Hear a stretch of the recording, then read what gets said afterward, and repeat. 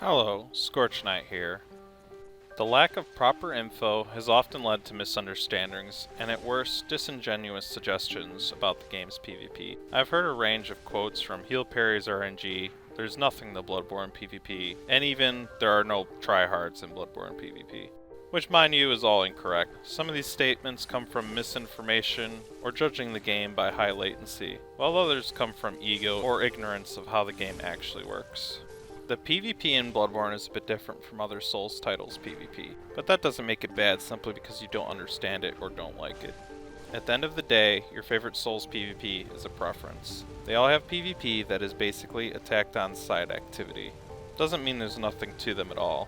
In any case, this video is dedicated for my love of the game, and without further ado, let's get to it.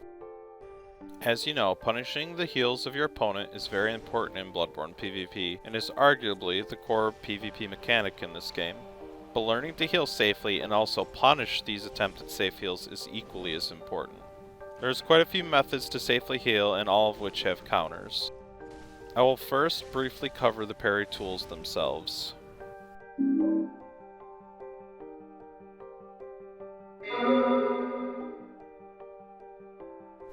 Hunter Pistol is the best parry tool. It has great shot angle and is very reliable. As stated in my weapons tier list for Bloodborne PvP, which you can check out in the pinned comment of this video, I will only be giving brief mention and explanation to each parry tool, as I've already covered that mostly in my Bloodborne PvP weapons tier list.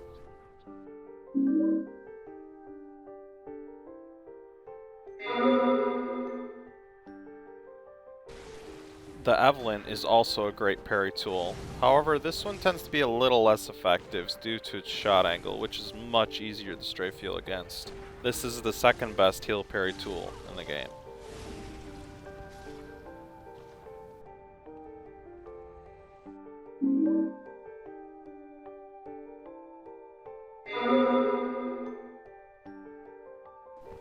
The repeater pistol is functionally the same as the hunter pistol, however it wastes an additional bullet every time it is fired, so I do not recommend this weapon for use as a parry tool.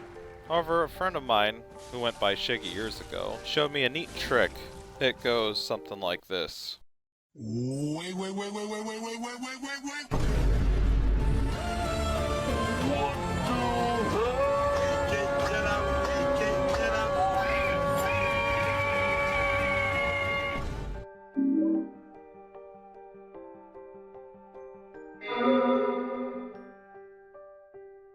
The Rider Plash, much like the Evelyn, is a decent heal parry tool. However, the angle of its gunshot makes it much easier to strafe than the hunter pistol. Better for close range heal parries.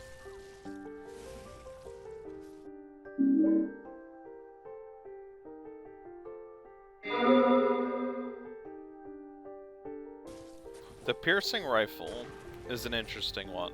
It is basically a one projectile blunderbuss, so its application is greatly diminished for heal parries. Not much else to say about this one.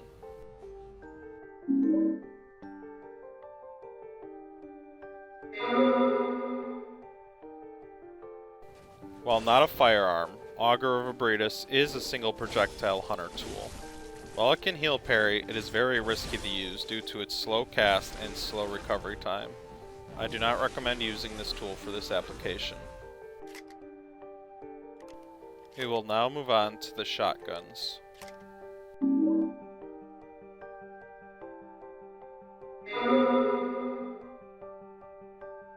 Generally, shotguns are less effective for heal parries, as they are slower. However, it can certainly be done. I believe the Blunderbuss has better applications that we will get to later.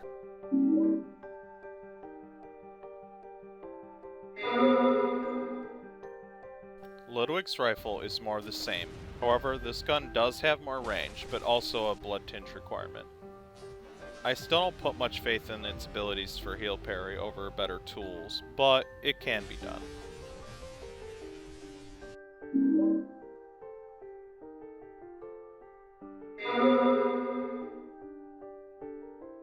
Rifle Spear is much like the other two. There isn't too much to add, and its better application we will discuss later. Now that we have covered the parry tools, we will move on to methods of safe healing, starting with the most simple and effective one.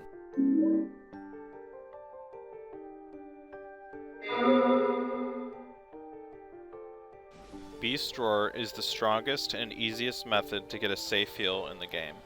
If your opponent is knocked down, this is a safe heal for you. Naturally, your opponent has to be close to be knocked back, so you'll either need to wait for your opponent to aggress, or you will have to aggress them to use the Beast Roar. This is the strongest in close range aggressive fights, but it does not require much skill. However, there is some things to expand on with this tool's use, and countermeasures you can use to punish it. Never heal if you get knocked into by your opponent out of Beast Roar. Doing so will set you up to get heal punished. Assuming you are desperate for a heal and your life depends on it, your best move is to Beast Roar again to knock your opponent away.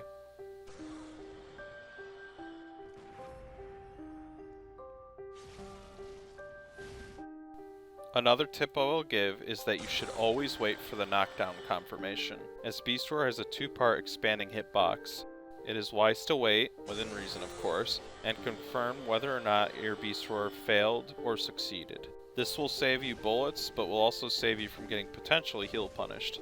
This two-part expanding hitbox can often be mistaken for latency to the untrained eyes. Now on to the counters to Beast Roar. The first counter I'll mention is a bit difficult, but can be done. You can iframe Beast Roar. While not particularly easy and requires some prediction, this can be quite a devastating punish, especially with fast one-handed weapons. This could potentially kill your opponent or put them in a worse position than they were prior. You can also outspace Beast Roar with standard long-reaching attacks like Holy Moonlight R2 for example, or utilizing weapons with good forward momentum. Some good examples of this would be the Burial Blade's side and backdash attacks and the safe, untricked L1 attack. Of course, this is just two examples. While all other projectiles are deflected by Beast Roar, Piercing Rifle is not. So this can be a potential Beast Roar punish, but practicality is questionable, as you would have to be out of Beast Roar range, and this weapon has a very long recovery time. In some cases, you may trade with the Beast Roar. This is often accidental. However, it is worth noting that this can happen, normally with fast weapons like saws and Rider. While not a true punish, as it is often unpredictable, it could land the final blow or deny your opponent the full heal potential they may have gotten otherwise.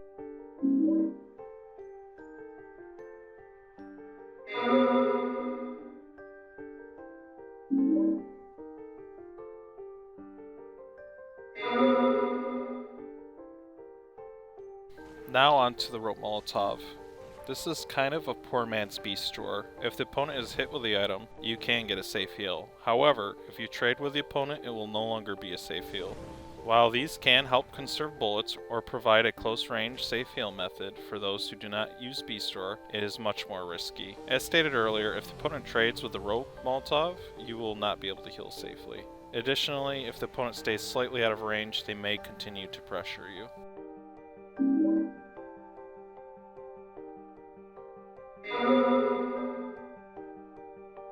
The Blunderbuss, similarly to the Rifle Spear, can grant a free heal at the correct range, although you need a bit more distance for this to work. Similarly, you will need to iframe the shot to counter this method of healing, or remain in close proximity to your opponent.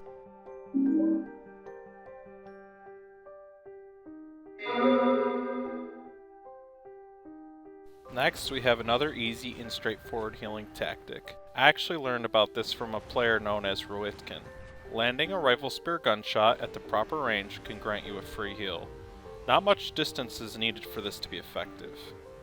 However, you do not want to try this too close, as you will still get parried at this distance. This is a very underrated heal tactic, and if I was still playing the game, I would have likely messed around with this a bit more. You can counter this by simply iframing the shot, as with most gunfire, or by staying close to the opponent. Of course, you will still need to be careful not to get parried if you decide to attack them. Now on to higher skill methods of healing. Strafe Heals are an important strategy to learn in Bloodborne PvP. Generally, you want to use this method outside of close range. You want to bait the gunshot and strafe left, and then heal. Naturally, it would have been better if you wait till they whiff their shot, although it is possible to strafe as they are shooting, though this is a bit more risky. One simple way to counter Strafe Heals is by using the Blunderbuss. With its wide cone of fire, this will often catch them as they are walking. Unlock Walk, or Short Sprint Heal, are very similar to Strafe Heals. These are very useful outside of close range. For this method, you simply unlock and walk, or short sprint to the right or left and then heal, although it is still best to go left to avoid the angle of gunfire. These can be stronger than strafe healing in some cases, as it provides a smaller target for your opponent to hit, and prevents the shot from hitting the arms. Face heals are generally much more risky, as it requires you to get close and you are open to getting mashed by right-hand fast weapons. Best used while your opponent is locked in an animation, such as dashing.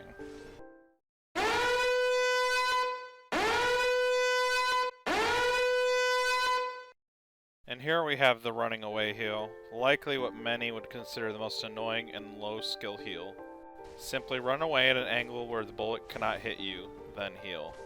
This one can be fairly simple to counter by using running tricked safe R1 attacks. If you do not have access to a safe, you can also try using tricked running saw spear or untricked running rifle spear R1s. You can likely find other weapons to fill this purpose, but I find these among the better options. Now I will briefly go over some less reliable, more risky heal methods. This is kind of bonus content, but I will mention it here, as I may as well share some of my findings we came across while testing and recording. Two-handed Holy Moonlight sword beams can grant you a free heal at any range it can reach. Still risky, but more reliable than some of these other risky methods. Rider Plash Gunshot at a very specific range can grant you a free heal as well. You likely can get a free heal off headshots as well, but that's another subject and honestly a bit too RNG to cover here.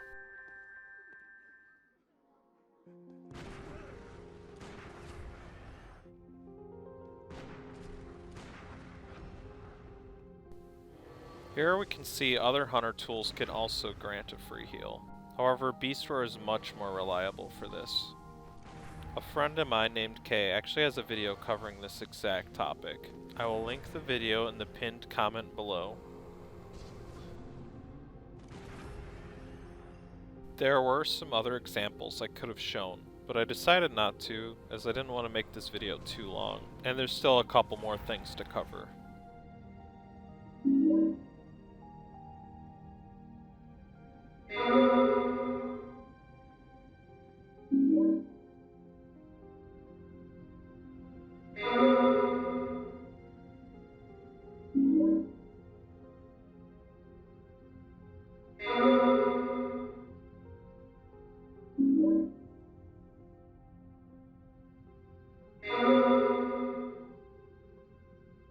Now I will mention alternative healing items and their applications. The special vials are a limited resource, and while many people don't use them, these can be enough to turn the tide of a fight. I recommend backing up your saves so you can always reload periodically to have these. The best ones are Yosefka and Adeline's vials, but I will show you all their effects so you can decide which ones you'd like to use should you choose to do so.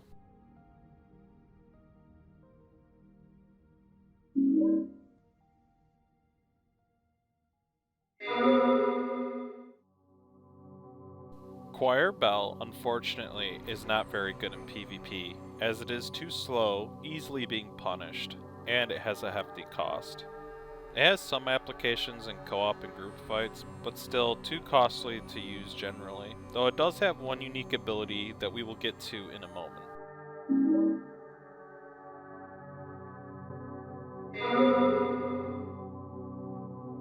Numbing Mist is a true anti-heal item, disallowing your opponent the ability to heal if hit with it. Though this can be harder said than done. However, if you do land this will put your opponent at a severe disadvantage. The only way the opponent can regain any significant HP while misted is to use Choir Bell. A little more bonus content here. While not a true anti-heal item, the Gatling gun can be great for heal denial when an opponent is low on HP. While this video does not cover everything in Bloodborne PvP, this covers a very important aspect of it. A video that should have been made years ago by me or someone else. Unfortunately, I have only just made it now. In any case, this video can prove useful for people who decide to pick up the game now, or a future remaster or remake, assuming they do not add locked-on omnidirectional sprinting in such scenario. If it does happen, this video will likely be completely useless for a remaster or remake. This is all subject for another time, or when that time comes. I may have some more things in the future, but I'll be honest, I'm not sure what the future holds with me for these games. Between health things, burnout of these games, and being tired of Souls PvP community annex, I do not have much energy for it anymore. I plan on hanging in with Elden Ring DLC for a while, and possibly future games, but we will see. Thank you all so much for the support over the years. It has meant so much to me, and I've made some really, truly great friends. I am happy so many are pleased with the information I provide. It's all I could really ask for. Alls I ever really wanted was for people to enjoy and love getting better at something that I too enjoyed and loved. If a remaster or remake happens, I'll try to be there, but I don't know if I can promise that. If you use my information in any such case in the future, just be sure to credit me if it is all relevant. It's all I ask. Thank you so much again. I'll catch you all in the Elden Ring DLC. Take care.